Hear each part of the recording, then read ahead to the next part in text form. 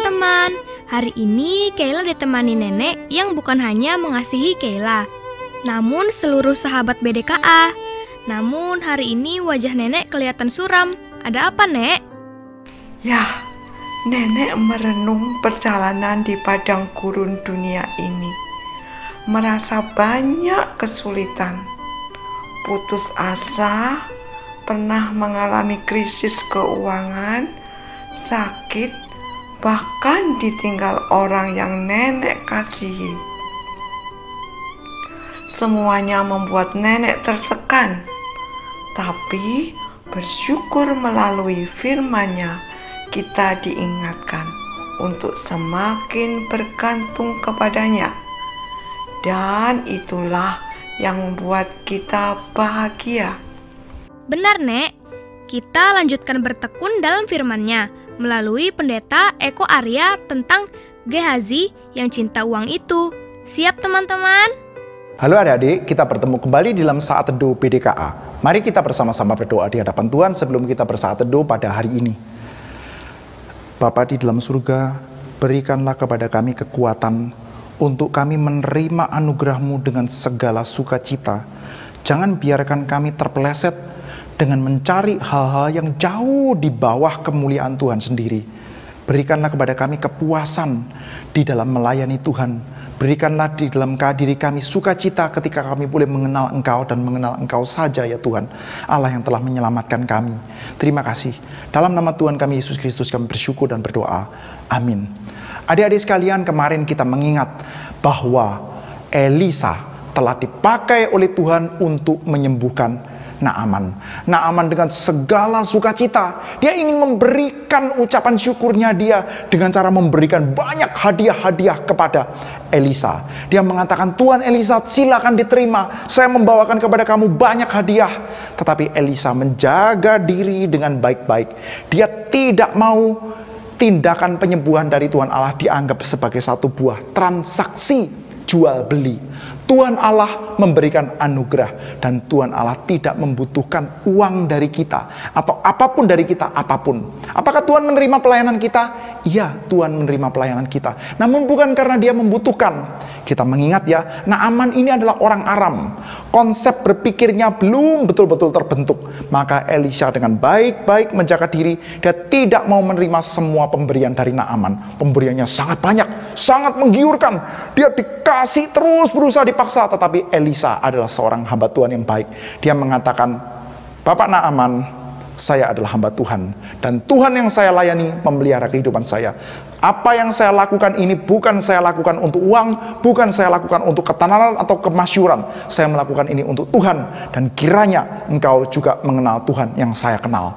Maka Naaman pun pergi, mau pulang kembali ke dalam daerahnya dia. Ketika di dalam perjalanan, Gehazi, ini bujangnya Elisa yang biasanya melayani Elisa, sudah melihat bagaimana Elisa melayani Tuhan dengan baik-baik. Dia berpikir, aduh sayang sekali, ada perak yang begitu banyak, ada baju-baju yang begitu banyak, aduh sayang sekali, kenapa tidak mau diterima sedikit saja, aduh sayang sekali. Maka dia pun diam-diam, kelihatan seperti kayak Elisa tidak tahu. Dia mulai mengejar kembali Naaman. Lalu dia berkata kepada Naaman, Tuan, tadi saya dapat pesan dari Tuan Elisa. Katanya ada nabi yang datang. Oleh karena itu kiranya engkau memberikan perak dan memberikan pakaian-pakaian kepada nabi itu. Oh silakan, saya kasih kamu yang banyak. Saya kasihkan kepada kamu yang banyak. Malah dia suruh untuk bujang-bujang dari Naaman untuk membantu membawakan itu ya, harta benda yang banyak sekali dibawa oleh Gehazi. Gehazi dalam hati berpikir, Tuan Elisa ini terlalu segen. Mungkin dia sungkan karena Naaman adalah orang yang begitu besar, maka dia sungkan. Kita ingat ya bahwa Elisa bukan sungkan atau segan kepada Naaman. Elisa adalah hamba Tuhan yang setia, yang tidak mau kemuliaan Tuhan dikotori dengan cara memikirkan bahwa Tuhan itu melakukan pelayanannya untuk transaksi jual beli.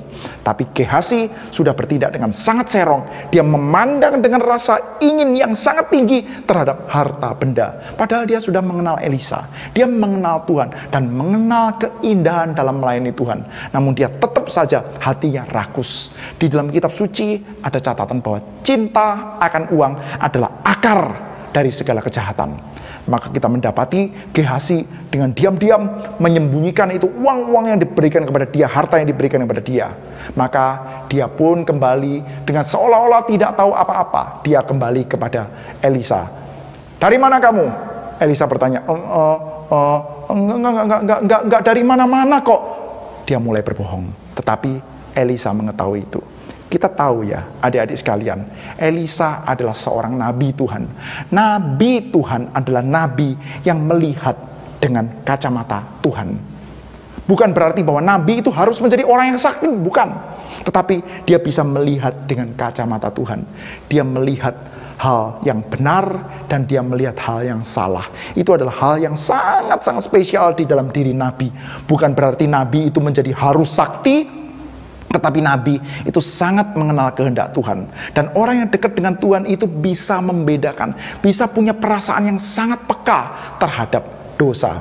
Kalau kita adalah orang-orang yang sangat dekat dengan Tuhan, kita bukan menjadi orang yang sangat sakti, yang bisa melakukan banyak sekali mujizat yang hebat-hebat itu. Bukan. Yang paling utama ketika kamu dan saya dekat dengan Tuhan, kita akan menjadi orang yang sangat peka terhadap dosa, terhadap dusta, terhadap kebohongan, terhadap hal-hal yang melenceng dari hadapan Tuhan. Kita akan peka. Kenapa? Karena kita dekat dengan Tuhan yang suci. Kita ingin senantiasa menyenangkan Tuhan kita yang suci.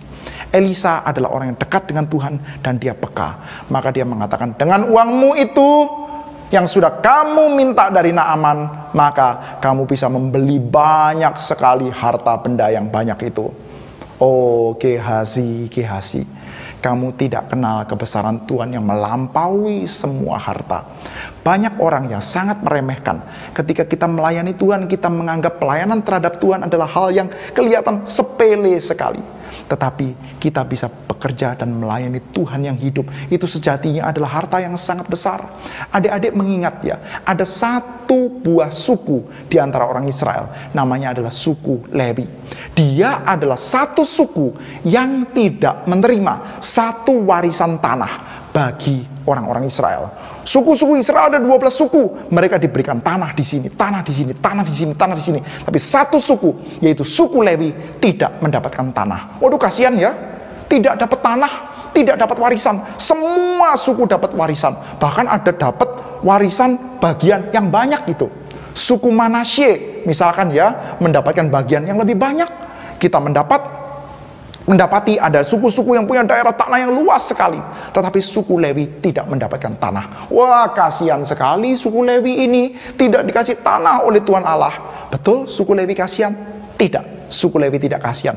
Kitab suci kita mencatat bahwa justru suku Lewi menerima anugerah yang lebih besar lagi. Kok bisa?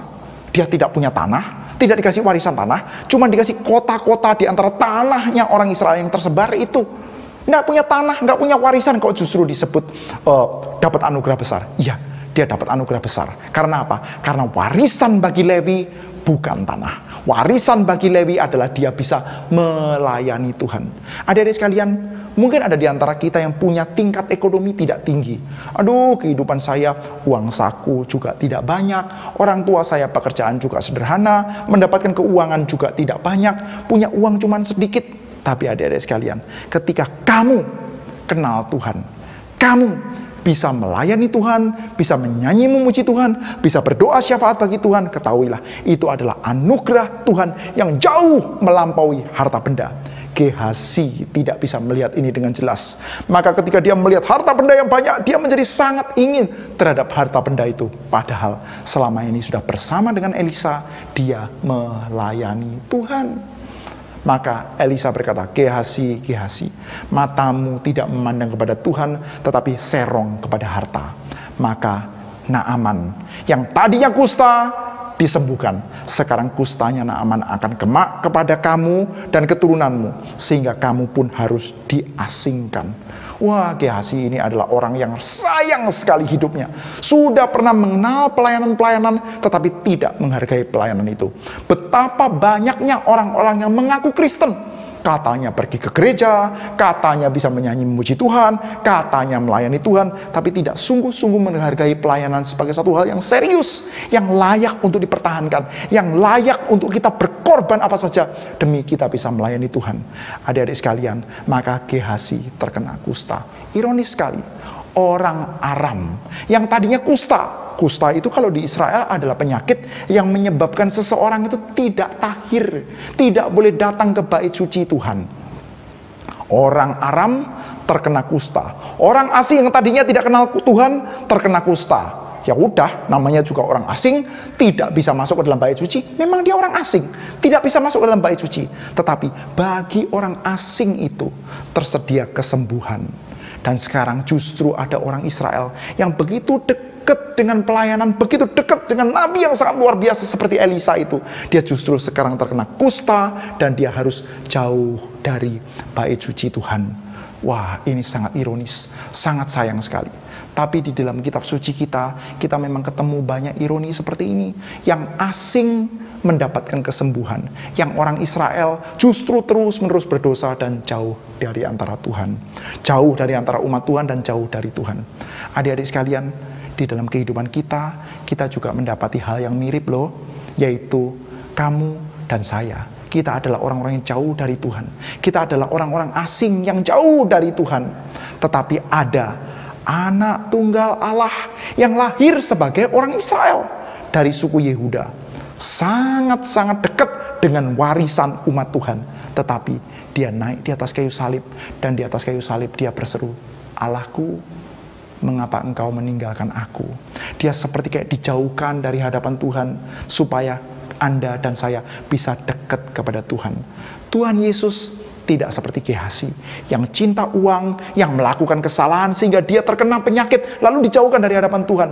Tuhan Yesus kita adalah Tuhan Yesus yang penuh dengan kebenaran, namun dengan segala kerelaan dia tanggung kelemahan kita, dia tanggung kekustaan kita, dia tanggung ketidaktahiran kita, sehingga dia pun mengalami penghukuman yang berat sekali di atas kayu salib, ditinggalkan oleh Allah. Ditinggalkan oleh Allah, sementara Allah menyertai kita. Wah, Tuhan Allah kita punya anugerah yang jauh lebih besar daripada yang sanggup untuk kita pikirkan.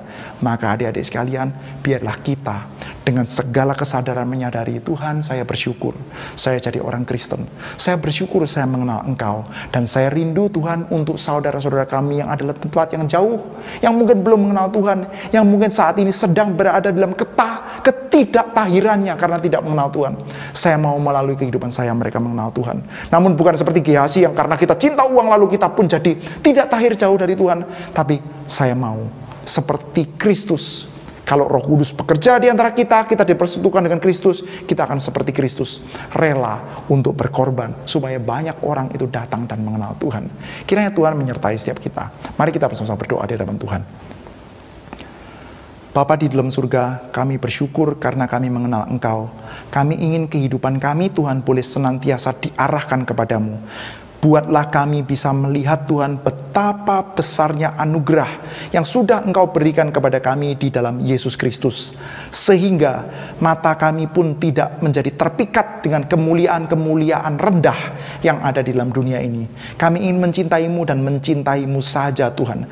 Kami ingin mata kami semakin celik untuk bisa melihat betapa besarnya karunia yang Engkau berikan kepada kami ketika kami ini menjadi anak-anak-Mu, boleh melayani-Mu, dan kami mau disadarkan bahwa tidak ada yang lebih berharga daripada hidup mengenal-Mu, mengenal anak tunggal-Mu, dan bisa melayani-Mu. Terima kasih ya Bapa. Dalam nama Tuhan kami Yesus Kristus kami bersyukur dan berdoa. Amin.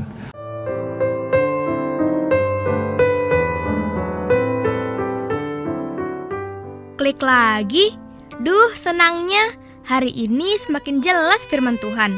Kita hidup dalam zaman yang menyatakan bahwa kekurangan uang adalah akar segala kejahatan. Padahal firman Tuhan jelas mengatakan bahwa cinta uang adalah akar segala kejahatan. Allah itu sangat pemurah. kita tidak akan pernah dapat membeli atau membayar anugerah Allah yang ajaib itu, kecuali kita selalu dipuaskan Allah.